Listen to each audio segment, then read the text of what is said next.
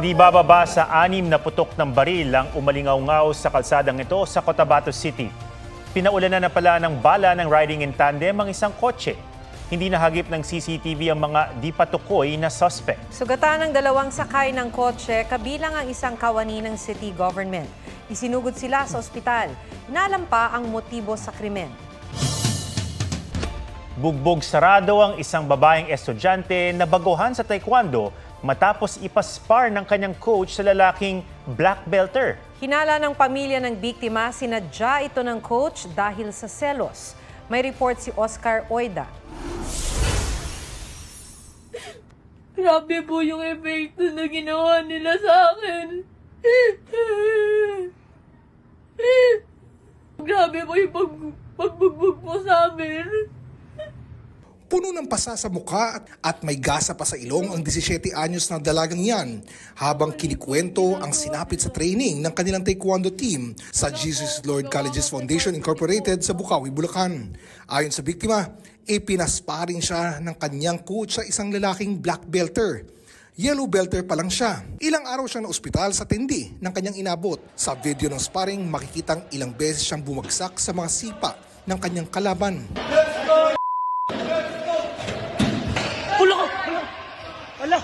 Hindi yan na mamamatay dahil sa bugbog. Binugbog po ako na wala akong laban. Tingin ng ina ng biktima, sinadya ng coach na mabugbog ang kanyang anak. Sinadya po dahil may gusto po siya sa anak ko. Hinahatid sundo niya yung anak ko. Biglang inaakap siya, inaakbayan.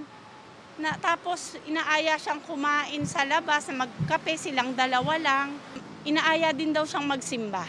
Sinabi po sa akin ng kapatid ko na nagalit po si coach nung nakita yung bouquet po na dala ng boyfriend ng anak ko po. Tinaguro muna nila ang kanilang anak habang siya'y nagpapagaling. Trauma, mentally, physically, damage po. Minsan, ngayon po bumabagsak po siya. Pinapa-MRI po siya. Meron na pong naisampang kaso po, RA 7610. So yun po yung physical injuries at saka psychological abuse po doon sa bata po. Pinaiimbestigahan na raw ng pamunuan ng paaralan ang insidente at nangakong pananagutin ang may sala. Sinuspindi na rin muna ang taekwondo training sa paaralan. Oscar Oida nagbabalita para sa GMA Integrated News.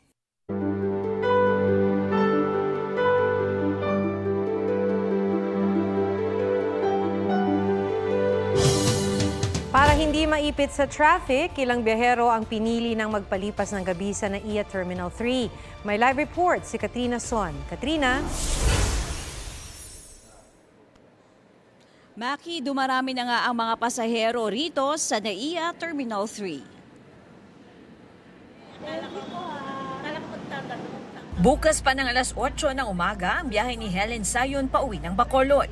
Ngunit alas 6 pa lang ngayong gabi, nandito na siya sa NAIA Terminal 3. Baka sobrang traffic, kaya dito na ako matulog.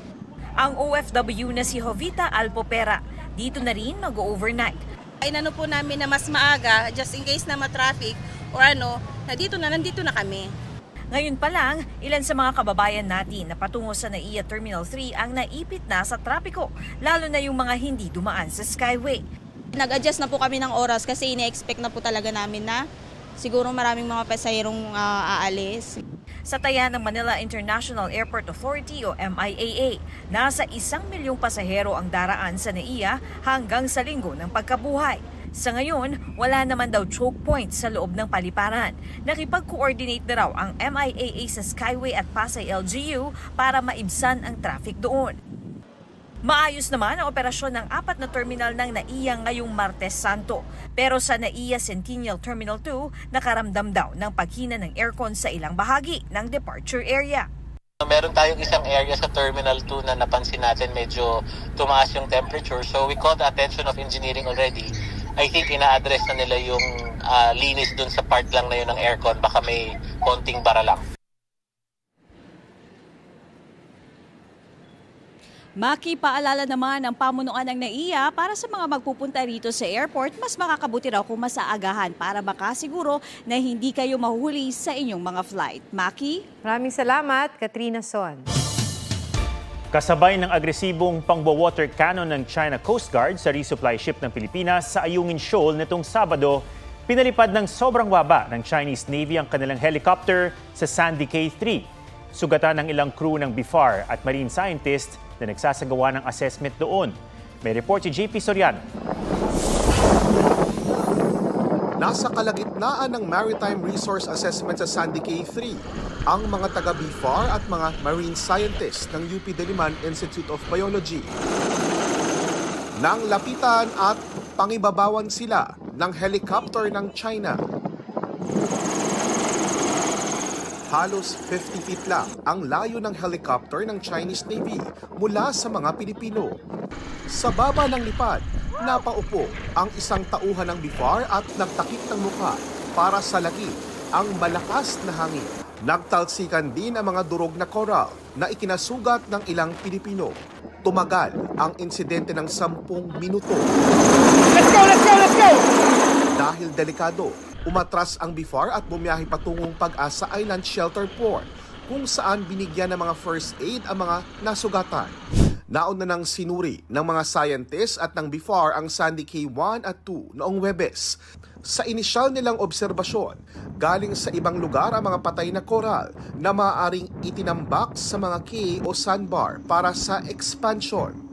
Hindi na rin daw maganda ang lagay ng mga bahura at may indikasyon ng overfishing. It will be a most positive story for the Philippines if there will be a consistent monitoring. Ang tinatawag ng BIFAR na dangerous maneuvers ng China sa Sandy Cay 3 nangyari habang binobomba ng tubig ng China Coast Guard ang resupply ship ng Unaiza May 4. Kanina, pinarangalan ni AFP Chief of Staff Romeo Browner Jr. ang mga sundalo at iba pang nasugatan sa insidente.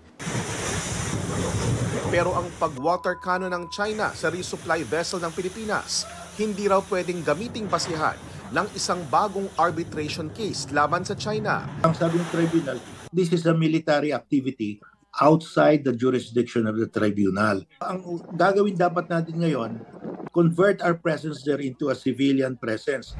Ang rekomendasyon, ilipat sa Coast Guard ang pangangasiwa sa Ayungin mula sa AFP.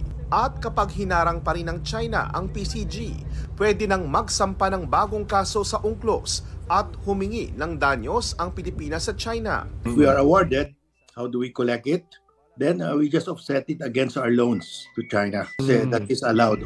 Sabi naman ng DFA, magiging consistent ang Pilipinas sa pagsunod sa international laws. We had messages of support from over 20 countries, governments, who clearly stated the importance of adhering to international law.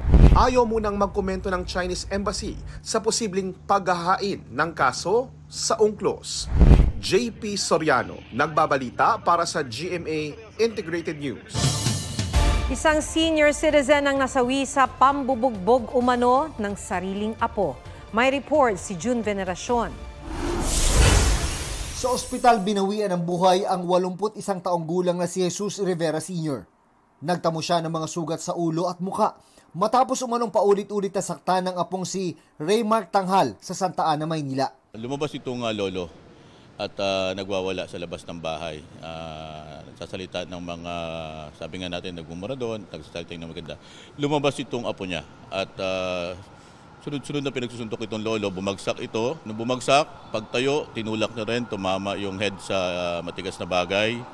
At kahit na nahimatay na itong lolo, tuloy-tuloy pa rin na ginagawa ng apo niya yon. Ayon sa anak ng biktima, gumagamit ng droga ang kanyang pamangkin. Hindi rin daw ito ang unang pagkakataon na pinagbuhatan ito ng kamay ang kanyang lolo. Masakit talaga. Pakukulong namin talaga siya. Hanggat maaga, matutoy sa mahuhukan na. Sasampahan ng reklamong parricide ang suspect. June Veneracion, nagbabalita para sa GMA Integrated News.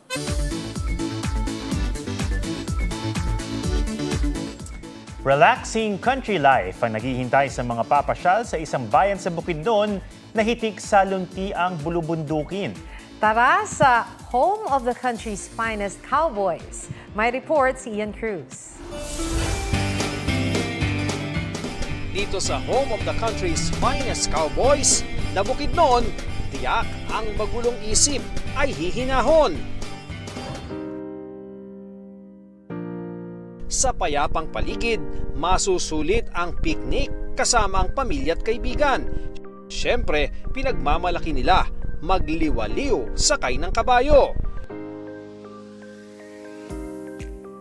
Pwedeng mag-ala pastol ng mga baka.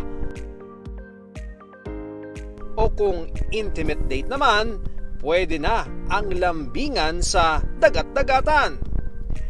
Pagmamay-ari ng lokal na pamahalaan ang kabukiran at sa halagang 100, para ka nang nasa New Zealand. May enjoy na rin ang trail at hiking papunta sa waterfalls. Saktong camping lang sa gustong mag-overnight at siguradong sandamakmak na picture ang maiuwi mo dahil saan mang anggulo ng mahigit 600 hektarya ng luntiang bukirin, hindi ka mabibitin.